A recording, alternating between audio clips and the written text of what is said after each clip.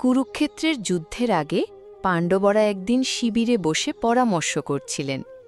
চারদিক থেকে সৈন্য আসছে, রথ, হাতি আর ঘোড়ার খোরাকের জন্য দরকার বিপুল অন্ন।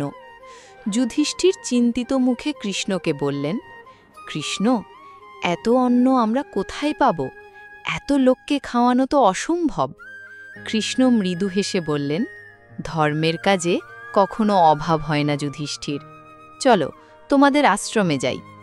5 ভাই আর কৃষ্ণ আশ্রমে গেলেন।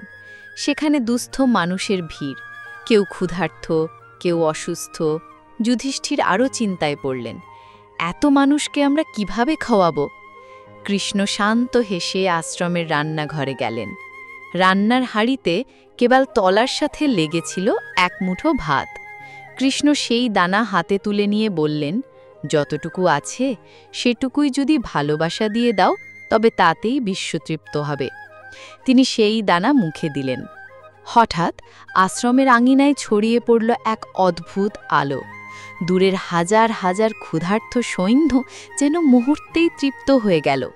কেউ আর খাবারের জন্য ডাকল না, সবাই একসাথে বলল, আমাদের পেট ভরে গেছে।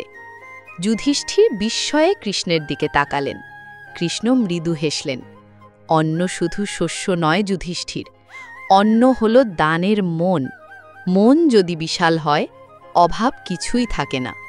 সেই দিন থেকে যুধিষ্ঠির প্রতিজ্ঞা করলেন, অন্নের দান থামবে না যতদিন যুদ্ধ চলবে। এরকম আরও অনুপ্রেরণাদায়ক গল্প পেতে আমাদের চ্যানেলটি লাইক এবং সাবস্ক্রাইব করে আমাদের পাশে থাকুন।